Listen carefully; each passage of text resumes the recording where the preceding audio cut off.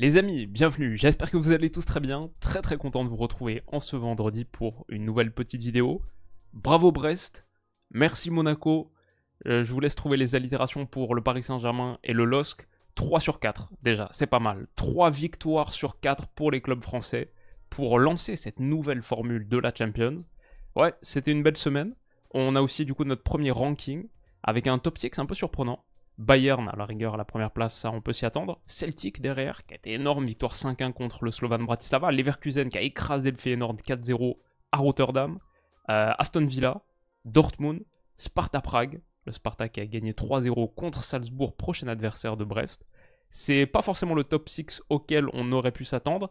Et je ne sais pas si on aurait pu aussi s'attendre à des victoires de Monaco contre le Barça et Brest pour sa première européenne.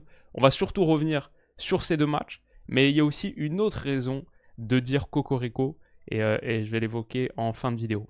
Voilà, comme mercredi, un petit récap Champions, et on va démarrer avec le match que j'ai regardé hier, Monaco. Il y a beaucoup de choses à dire. La première, c'est que Monaco retrouvait la Champions pour la première fois depuis 2018, la phase de groupe 2018, où ils étaient avec l'Atleti, Borussia Dortmund, Bruges, et c'était leur première victoire, Monaco. Et ben en vrai, depuis la magnifique saison 2016-2017, parce que les deux dernières campagnes de Champions en phase de groupe de Monaco, aucune victoire. En 2017-2018 et en 2018-2019, ils étaient sur une série de 14 matchs consécutifs sans victoire. Ils l'ont obtenu dès la première journée contre le Barça. Et ouais, avec en plus, je sais pas, si tu regardes juste les stats, tu dis 18 tirs à 4 contre un Barça qui était pour l'instant invaincu, qui venait de battre Girona 4-1, qui venait de planter un 7-0 à Valladolid. Ce gros Barça, battu donc à Louis II. Ouais, il y a forcément un événement énorme, l'exclusion au bout de 10 minutes d'Eric Garcia. Le fait d'avoir été à 11 contre 10, je vais dire, c'est quelque chose que Monaco a provoqué par son approche tactique. On voit les hommes d'Ed Hutter. Et je trouve Hutter a eu un plan de jeu très intelligent. Les adaptations aussi, les changements très offensifs. Franchement, hyper conquérant ce Monaco. Mais ouais, c'est cette approche qui permet aussi de provoquer la bourde de Ter Stegen, parce que c'est une bourde totale. Eric Garcia était au milieu de terrain aux côtés de Casado, parce que Pedri était un cran plus haut avec la blessure de Dani Olmo. On se demandait comment ils allaient s'adapter à la blessure d'Olmo. Et ouais, entre Ter Stegen et Garcia, Eric part dans un sens, Marc-André met la passe dans l'autre, et il faut dire Minamino surgit super bien. Je pense qu'elle avait très bien anticipé ce qui allait se passer. Tout de suite passe la jambe devant, c'est bien lu. C'est très mal joué, surtout par Ter Stegen. C'est une énorme erreur de sa part, son match a été catastrophique dans l'ensemble. Il y a eu une bonne parade à la fin, je me souviens, mais sinon, il y a beaucoup de un dégagement au point dégueu, même sur le 2-1, il n'est pas exempt de tout reproche. Le 1-0, il est un peu battu à son premier poteau. Ouais, horrible Ter Stegen sur cette rencontre. Et ouais, au bout de 10 minutes, dans un scénario qui rappelle un peu celui contre le Paris Saint-Germain en Champions la saison dernière, en quart de finale à l'Euro, le Barça réduit à 10, et ça change quand même bien la physionomie du match. On n'a pas beaucoup de minutes sur lesquelles se baser pour se dire comment est-ce que ça aurait été à 11 contre 11, mais je suis retourné voir sur WhoScored, là on peut voir, avant l'exclusion, le Barça était quand même à 68,8% de possession, et c'est vrai, il s'installait, c'était le fameux 3-2-5, ok, on s'attendait à voir un Monaco qui allait répondre surtout en transition. À la fin, le match est fini avec 56% pour Monaco. De 37 à 56, de 32 à 56, ouais, en passant à 11 contre 10. Forcément, c'est plus simple, mais ils sont allés aussi provoquer leur destin. Comme je dis, franchement, le Minamino qui surgit là, c'est super bien fait. Akliouche, pour le 1-0, a servi, et Singo aussi qui fait l'appel de débordement, et Baldé qui est pris en contre 2, pas facile à défendre. La frappe de Akliouche, le fait de rentrer intérieur comme ça, tenter sa chance, bien joué, rien à dire, devant les yeux de Michael Jordan. Ça m'a fait kiffer, j'ai revu The Last Dance là, il y a quelques jours en plus. Je sais pas pourquoi il était à Monte Carlo exactement, mais c'est vrai aussi, Monaco-Barça, c'est une belle affiche en basket. Donc en tout cas, il était là, et il a vu la victoire des Monégasques qui se sont procurés pas mal d'occasions. Je dirais peut-être même avec un Mbolo en meilleure forme, ça aurait pu être un score un petit peu plus lourd, surtout en première période, il y a eu pas mal d'occasions. Mais à la fin, seulement 2-1, aussi parce que le Barça, en rien, avec juste le talent de Lamine Yamal, est revenu dedans, ballon par-dessus de Casado, Yamal qui mange Vanderson et ça frappe ensuite magnifique, rien à dire, juste le pur talent individuel. Je me dis, ouais, le Barça peut revenir juste avec un petit truc comme ça. Et avec ce que fait Yamal sur Vanderson, là, très très bien senti. Vanderson qui était replacé défenseur gauche, comme ça n'a pas été très très payant. Et il donne 2 passes décisives. Je crois sur les sites algorithmiques, là, Who Scored, FootMob, il est élu homme du match. Mais j'ai trouvé régulièrement quand même en difficulté. C'est pas le seul moment. Première mi-temps, il y a eu pas mal de passes dangereuses ratées aussi. Mais c'est pas ce que j'ai envie de retenir côté monégasque. C'est vraiment l'approche. Un Barça que j'ai rarement vu autant en difficulté, ce Barça de Flick, sur la phase de relance, mais aussi parce que Monaco était très très bien organisé. Alors, on voit par exemple des tentatives de jeu en 3e homme, Ter Stegen qui a joué sur Pedri, ça veut aller chercher autre côté pour Koundé, mais on voit qu'il manque quelqu'un au milieu, et franchement rien à dire, Ben Seguir surgit dessus, récupération haute, il y en a eu beaucoup pour Monaco, des récupérations hautes comme ça, c'est très bien joué. Comme c'était très mal joué aussi du Barça, genre Ter Stegen au pied catastrophique, encore ici un ballon naïf un peu, et intercepté par Marnes Akliouche, qui a fait un top match. Les jeunes monégasques top match, cette équipe est très très talentueuse, et même sur sa phase de relance, il y a eu de beaux moments, comme là, hop, on va aller chercher autre côté ensuite, pour battre la tentative de pression barcelonaise, qui a quand même essayé de jouer avec ses principes, même à 10 contre 11, c'est-à-dire sortir bas, avec du jeu court, c'est-à-dire presser dans la moitié de terrain adverse, mais je sais pas si on peut dire que c'était naïf ou illusoire, mais ça a donné lieu à beaucoup de situations dangereuses, à la fois sur des pertes de balles basses, mais aussi sur Monaco qui réussissait plutôt facilement à trouver de la profondeur, comme là par exemple, même si c'est une grosse erreur de Koubarsi sur le jeu aérien, ça profite à Georgi Linikena, la recrue, 18 ans, il devient le plus jeune buteur en Champions de l'histoire de Monaco, ou deuxième derrière Mbappé, en tout cas à 18 ans, premier but de sa carrière en Champions, lui recruté 20 millions en mercato, et aussi Ter Stegen pas exemple de tout reproche là-dessus. Monaco prend les devants, ils ont eu des occasions de même mettre le 3-1, encore une fois, sur de la pression haute, comme ça, franchement le plan de jeu de A à Z, et j'ai envie de saluer ce qu'a fait Hutter, parce que la pression, même à 2-1, même à 11 contre 10, dans les 10 dernières minutes, relâchez pas vraiment l'identité monégasque, et leur idée, leur plan de jeu, a été parfaitement respecté de A à Z. Récupération haute. J'ai bien aimé aussi l'idée de faire entrer Balogun, Ilenikena et d'avoir un duo qui permettait de tourner un petit peu l'un autour de l'autre. On voit par exemple sur des récupérations comme ça, Balogun qui met dans la course d'Ilenikena, ça passe à rien à côté. Et ouais, à la fin, t'avais Golovin aussi qui était entré. Donc juste beaucoup de talent offensif empilé et la véritable idée de profiter de cette situation de 11 contre 10. On va aller chercher la victoire. Et c'est vrai qu'ils ont une belle équipe, ils ont un bel effectif, ils ont beaucoup de capacités offensives. Quand je vois que tu peux mettre Akliouche, Ben Seguir, Minamino, ça joue bien au ballon, et ensuite faire entrer un Golovin, il y avait Lamine Camara aussi, il y avait Balogun, et il y avait Mbolo, et après tu fais rentrer Balogun, Ilenikena. Franchement, ouais, un très très beau Monaco qui mérite sa victoire, rien à dire. Le Barça, je sais pas à quel point il y a motif d'inquiétude parce que le carton rouge change absolument tout. Mais il va falloir se reprendre parce que dans un mois, c'est le Bayern. Et tu peux pas faire des erreurs comme ça. C'est surtout ça en vrai parce que c'est un rouge qui vient quand même d'une grosse erreur. Et derrière, tu le payes cash comme contre le Paris Saint-Germain. Le Bayern dans un mois à Barcelone. Ça va être un gros match. Pour Monaco, il y a la possibilité d'enchaîner maintenant après cette victoire inattendue quand même. 14 matchs consécutifs sans victoire, tu ne dis pas forcément que c'est contre le Barça que tu vas prendre tes 3 premiers points. Mais maintenant, derrière, il y a Zagreb, qui a pris un 9-2 contre le Bayern. C'est en Croatie. Il y a l'Étoile Rouge et Bologne. Ça, c'est les 3 prochains matchs européens de Monaco, avant de jouer Benfica, Arsenal, Aston Villa, Inter. La deuxième partie de calendrier est plus costaude. Mais là, franchement, Monaco peut se mettre dans une position plutôt favorable à la mi-parcours, on va dire, genre en novembre. Une opportunité à saisir pour les amis monégasques. Et pour le Barça, par contre, il faut tout de suite se remettre en selle, parce que même en Liga, Villarreal, par exemple, dimanche, c'est un gros match, pas facile. Villarreal a plutôt bien démarré la saison, je crois qu'ils sont 4-5e. Ouais, 4e avec 3 victoires de nul, aucune défaite en 5 journées. Attention pour le Barça. Gros choc pour rebondir. Mais voilà, Monaco l'a fait. Merci Monaco. Ce tableau des buteurs, franchement, il est beau. Yamal, Akliouche, Ilenikena. Le foot européen continue de regorger de talent. Mais maintenant, j'ai envie de parler un petit peu des amis brestois. Merci Monaco, mais bravo Brest, le petit Pousset l'a fait. contre Sturm Graz, qui, ok, c'est pas le plus grand nom de cette campagne de Champions, c'est quand même les champions d'Autriche en titre devant Salzbourg, c'est pas rien. Et c'est les actuels leaders aussi du championnat. Ils étaient même sur une série de 4 victoires consécutives, aussi devant tout le monde.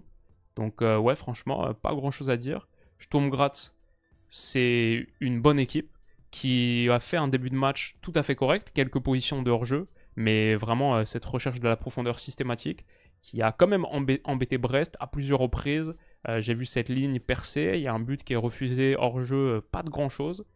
Et ouais, juste, ils rebondissent bien avec leurs armes, Brest, et avec un plan de jeu d'Eric Roy très très bien calibré autour de Ludovic Ajorc et d'Abdallah Sima, le jeu aérien. Ça, c'est un truc assez choquant. Le premier but, il vient de là, mine de rien. Une touche où tu cherches Ajorc, mais ça revient dans les pieds de Magnetti. Ça frappe. Incroyable, incroyable frappe d'Hugo Magnetti pour le premier match de Ligue des Champions, le premier match européen de l'histoire de Brest, le premier but européen de l'histoire brestoise. Assez stylé. Mais ouais, le fait de chercher Ajorc, Sima comme ça, j'ai regardé à la fin 27 duels aériens gagnés par Brest, 25 disputés. Hop, où est-ce qu'on peut les voir ici? 25 duels aériens offensifs disputés pour Ajorc et Sima, 16 pour Ajorc. Je sais pas si on compare aux autres joueurs sur le terrain, par exemple les attaquants de Sturm Graz, Biret est à 1, Jata à 3, Beving à 1, Ajorc 16 et Sima 9 aussi. Sur les 25 duels aériens qu'ils ont disputés à eux deux, ils en ont remporté 15. Si on regarde les aériens gagnés, regardez là, c'est quand même assez choquant. Ajorc 8, Sima 7. Derrière, c'est un défenseur, voilà, Chardonnay 6, 6, 5, etc. Mais ouais, ce duo systématiquement recherché dans les airs. Et ça a bien marché quand t'as Ajorc, c'est sûr que tu vas l'utiliser comme ça. Le premier but vient de là.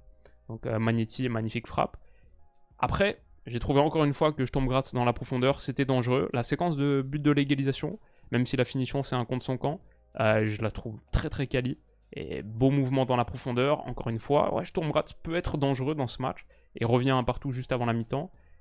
Mais toujours cette idée, aller chercher le jeu aérien. Le duo là, on le voit sur ce centre de Kenny Lala, et bah, c'est la déviation d'Ajorc pour Sima, qui encore une fois, c'est un duel aérien remporté. Et va finir pied gauche, magnifique. Très très beau but, grâce à la qualité de tes deux tours. On connaît la taille d'Ajorc, ça doit être 1m97, c'est ça. Mais Sima, c'est 1m88 ou 88 aussi. Donc ouais, c'est pas facile à contenir, quasiment 4 mètres à eux deux. Pas que tu puisses les empiler. Mais par contre, tu peux les chercher dans le domaine aérien et les deux peuvent combiner. Et ils l'ont très très bien fait. Brest remporte son match, je dirais, offensivement comme ça. On l'a vu même ensuite en fin de match, ils ont deux opportunités de planter le 3-1, avec encore une fois Ajorc qui remporte ses duels dans les airs, petite déviation, il y a un bel arrêt du gardien néerlandais de Sturm Graz, Kiel Scherpen, c'est ça. Je m'étais mis quand même pour me souvenir parce qu'il a fait 7 arrêts et il en a fait un deuxième magnifique. Encore une fois sur une déviation d'Ajorc, cette fois au sol. Il a aussi cette qualité de remise avec son pied. Et c'est Jonas Martin, il me semble, qui bute sur le gardien de Sturm Graz. J'ai déjà oublié son nom, mais il sort un arrêt spectaculaire. Ouais, l'influence de Manuel Neuer, l'arrêt en étoile, il est là. Brest a eu des opportunités de planter même donc le 3-1. Et ça n'en est pas fallu à grand chose. Donc ouais, cet arrêt m'a beaucoup plu, visiblement. Et j'aime bien cette image parce que symbole du match brestois, courageux, avec leurs armes, le maillot totalement déchiré de Jonas Martin à la fin. Ils l'ont fait, magnifique. Bravo Brest. C'est beau, premier match européen de ton histoire, tu le gagnes, la Champions. Et non seulement c'est cool pour l'histoire, mais après on va être comme Eric Roy à dire que l'argent c'est pas tabou. Financièrement, pas mal pour Brest qui gagne donc 2,1 millions d'euros. Ça, c'est le montant d'une victoire en Champions. Il y a 8 matchs en plus de phase de groupe, à minima. 2,1 millions d'euros pour une équipe comme Brest. Bah, c'est un petit peu plus de 10% de leur masse salariale annuelle totale. Ils sont là. Ils n'ont pas le plus faible truc de Ligue 1. Cette saison, c'est la 8e masse salariale annuelle de Ligue 1. Brest, genre un peu moins de 20 millions. Mais voilà, 2,1, c'est plus de 10% de leur masse salariale payée juste avec une victoire là contre Sturm Graz. C'est par exemple le salaire annuel de Ludovic Ajorc qui est réglé d'un coup. Donc ouais, c'est kiffant, c'est super bien joué. c'est beau, et c'est cool aussi pour les clubs français qui enchaînent au ranking. Donc on est là avec 3 victoires, Monaco, Paris et Brest, 13e, 14e et 15e place. Malheureusement pour Lille, face à un gros Sporting, et Lille qui va pas très bien en ce moment, c'est pas de victoire pour les Lillois. Mais bon, 3 sur 4, franchement, on prend. On a été habitué à bien pire, et ça fait kiffer. D'autres raisons de dire Cocorico, c'est peut-être que Brest peut enchaîner une 2e victoire consécutive. Après avoir joué Sturm Graz, ils jouent les autres Autrichiens, Salzbourg. C'est à mardi dans 2 semaines, 18h45. Salzbourg-Brest, donc, est-ce qu'ils peuvent faire le 2 sur 2? Et l'autre raison de dire Cocorico, la vraie, c'est que l'Atlético Madrid l'a emporté grâce à un énorme Antoine Griezmann, colossal. But de l'ouverture du score sur une reprise de volée pied droit tellement difficile à mettre avec le rebond splendide. Et la victoire arrachée, 90e, grâce à un centre d'Antoine Griezmann, pied droit encore, 2 gestes décisifs pied droit, pour José María Jiménez, qui bat Goulachi à bout portant. Ça fait une passe D, un but dans ce match pour Grisou, ajouté à ses 2+2 en Liga, 3 buts, 3 passes D sur les 6 premières journées de la saison, les 6 premiers matchs de la saison pour lui. Il a l'air de bien revenir après son euro raté, et ça fait kiffer. Un Grisou en top forme, c'est ce qu'on veut. Et ouais, ça c'est un autre truc que je retiendrai de cette soirée. L'Atlético Madrid dans un match qui était costaud, hein. Ça c'était une belle affiche de cette semaine. L'Atlético Madrid qui prend les 3 points. Et enfin, bien sûr, vous avez sans doute vu l'image, je regardais en double écran hier pendant Monaco-Barça. J'avais mon Atalanta-Arsenal écran gauche, et j'ai vu la double parade en direct de Raya sur Retegui, le penalty, ok, penalty stoppé, et surtout la deuxième, sur la tête, un arrêt banksien de Raya qui va faire le tour du monde. Magnifique, Raya qui confirme. Arsenal pourtant décevant dans ce match, 6 petits tirs en 90 minutes, l'Atalanta 8 aussi, c'était pas la plus grande rencontre de foot, mais parfois il faut savoir prendre le point du match nul. Et derrière, pour le Arsenal, ce sera le Paris Saint-Germain. Ça, c'est dans 2 semaines. Arsenal-PSG, 21h à l'Emirates. Il y a quelques autres belles rencontres aussi. Mine de rien, Dortmund-Celtic, c'est devenu un choc du haut de tableau de cette phase de ligue. On a, comme on a dit, Salzbourg-Brest. Qu'est-ce qu'on a d'autre? Leverkusen-AC Milan. Le Barça qui doit se refaire contre Young Boys. Benfica-Atlético. Leipzig-Juve, gros match. Et Lille-Real Madrid, bien sûr, avant Aston Villa-Bayern, remake de la finale de 82. Mais le LOSC qui doit rebondir contre le Real, ça va pas être simple. Zagreb pour Monaco, comme on en a parlé. Voilà les amis, c'est la conclusion de cette petite vidéo. Je vous quitte avant un très gros week-end de foot, où on a, malheureusement c'est pas diffusé en France encore, il va falloir trouver d'autres moyens. On les trouvera pour voir Juve-Napoli à 18h. Énorme choc de Serie A, Napoli leader. La Juve de Motta qui a été très forte contre le PSV Eindhoven en milieu de semaine. Et ensuite, donc Juve-Napoli en Serie A, ça c'est demain et dimanche. C'est les gros matchs. Ça va se terminer par OLOM, l'Olympico, 20h45. Ça va démarrer avec City-Arsenal, 17h30. On a aussi, comme on a dit, Villarreal-Barça. Mais il y a aussi 20h45. Le derby della Madonnina, Inter-AC Milan. Ouais, c'est costaud même. Stuttgart-Dortmund, c'est pas mal. Il y a des gros matchs. Donc on va passer un excellent week-end. Je vous le souhaite en tout cas. Je vous souhaite de passer un très beau week-end de foot. Merci au club français cette semaine, on a kiffé. Et prenez soin de vous les potes. Bisous.